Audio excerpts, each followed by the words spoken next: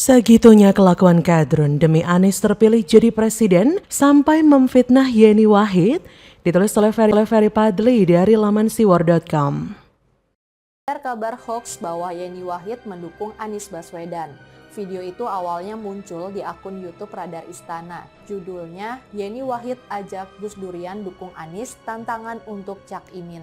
Ada politisi yang surveinya nggak terlalu ngangkat, nggak usah terlalu ngotot.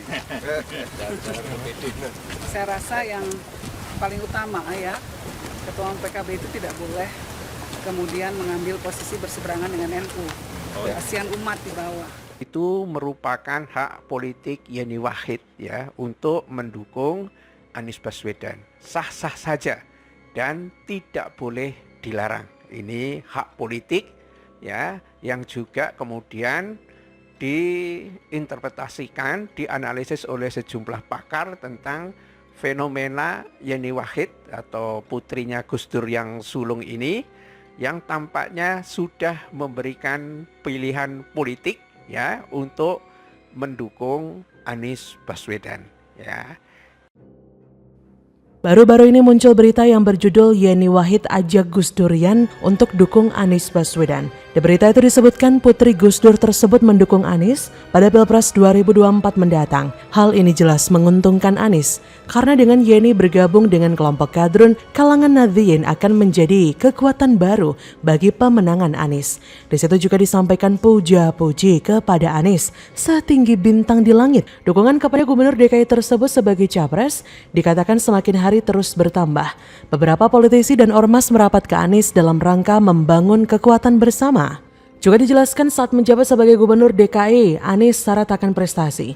Prestasi-prestasi inilah yang membuat dia bak magnet yang mampu menarik semua kalangan dan semua profesi untuk mendukungnya di Pilpres 2024 mendatang. Cadas bener.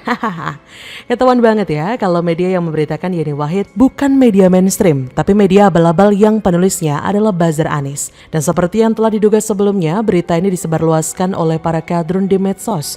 Seperti pemilik akun Twitter @marlina_ida yang turut men-share berita yang dimuat di laman Haji News ID sembari menambahkan keterangan Pak Anies menyatukan semua elemen.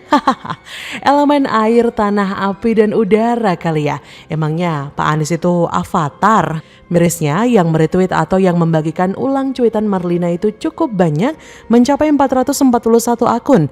Dan yang memberitakan Yeni Wahid mendukung Anies juga nggak hanya media Haji News saja, tapi ada pula kbanews.com, semarak.co, relawananis.id, serta channel YouTube Ulil Albab Media.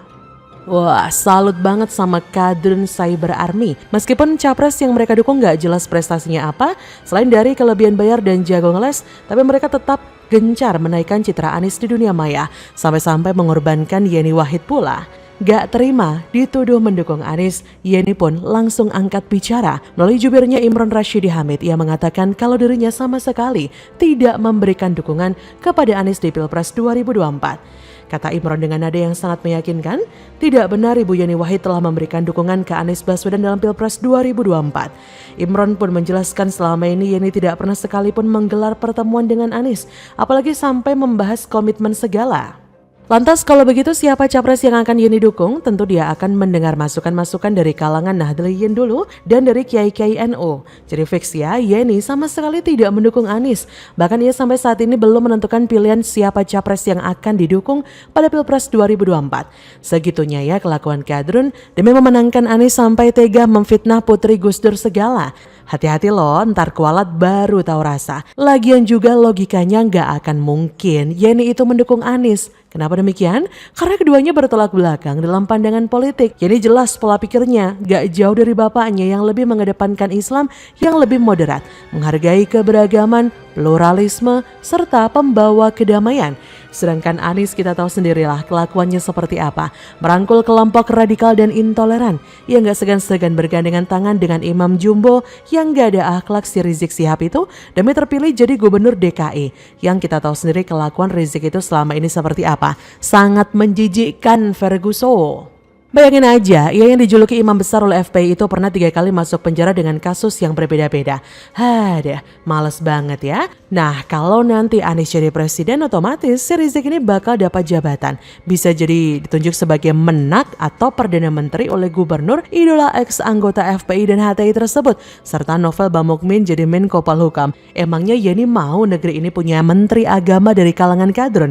Tentu saja tidak, Ferguso. Belum lagi Rizik pernah menghina bapak Gus Dur dengan mengatakan Presiden RI itu buta mata dan buta hati. Makin gak sukalah Yeni sama dia. Tapi ya gimana lagi, itulah aslinya tabiat kadrun, menghalalkan segala cara untuk berkuasa di negeri ini, termasuk memfitnah orang.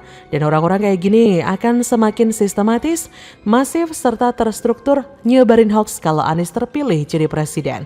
Bagaimana menurut Anda?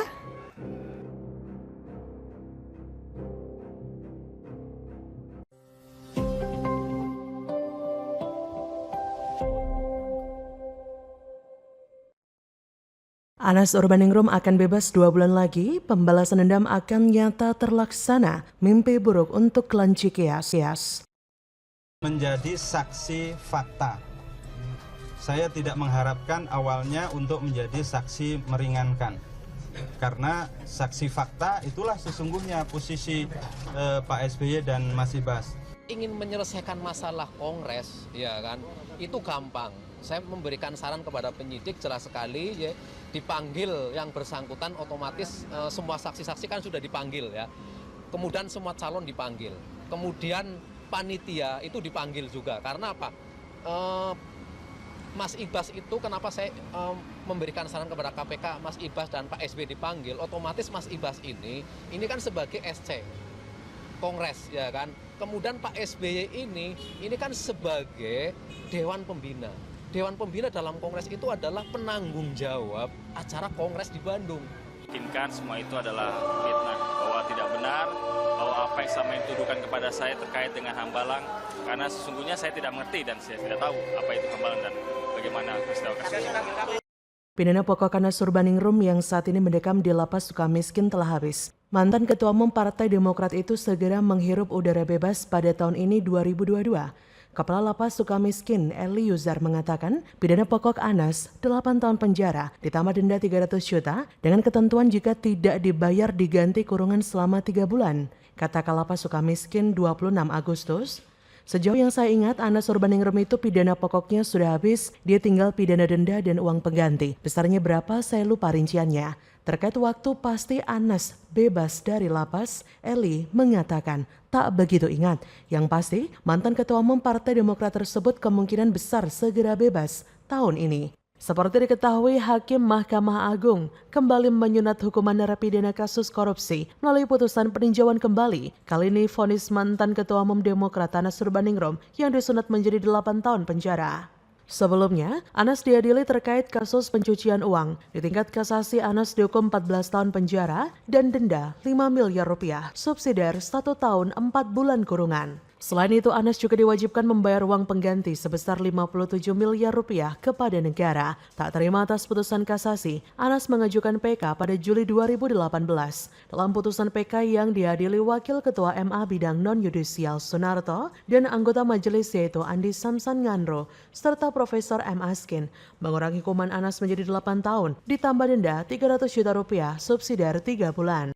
Sebetulnya ya dari kasus saya ini yang sangat penting untuk dimintai kesaksian adalah Pak SBY. Tetapi sampai sekarang Pak SBY belum dimintai kesaksian atau didatangi oleh penyidik untuk dimintai kesaksian. Padahal menurut saya Pak SBY itu saksi fakta yang penting, juga Mas Ibas. Kesan saya juga sama dalam kasus Bank Senturi. Dalam kasus Bank Senturi itu menurut informasi yang saya punya, Pak SBY juga tahu. Alhamdulillah hari ini posisi AU belum mati secara politik. Di sana ribut AU yang muncul. Ada ini muncul lagi, berarti apa? Berlian tetaplah berlian, walaupun hari ini dia ditaruh di dalam lumpur. Tapi kami tinggal membantu mengangkat dari lumpur saja untuk membersihkan lagi. Sehingga publik bisa melihat ini berlian loh, bukan pecahan kaca. Lantas, apa makna bebasnya Anas? Bukankah ia seorang koruptor dan telah terbukti berkhianat pada duit rakyat? Siapa juga yang akan peduli? Tapi tunggu dulu, sosok Anas berbeda dengan tokoh yang lainnya, meskipun ia dicap sebagai seorang koruptor jika dibandingkan sosok yang lain. Jika sosok lain rata-rata habis sudah karir politiknya, tapi rupa-rupanya tidak dengan Anas, yang merupakan mantan ketum Demokrat ini, ibarat seorang petinju. Meski sudah di TKO lawan dan dibuang, ia masih memiliki nilai jual. Terbukti sampai detik ini Anas masih memiliki loyalis yang tinggi, meski masih dalam penjara. Sejujurnya ini bikin saya tepok cidat teman tapi ya. Hahaha. Bagaimana mungkin seseorang yang sudah pasti dicap koruptor masih digandrungi oleh sekelompok orang? Waduh, ada apa ini?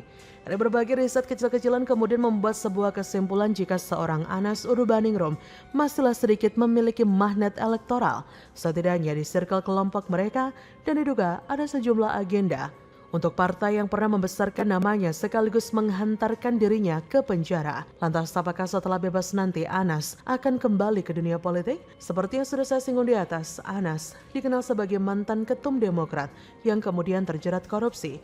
Tak lama setelah penetapan tersangka oleh KPK, ia menyatakan berhenti dari Demokrat.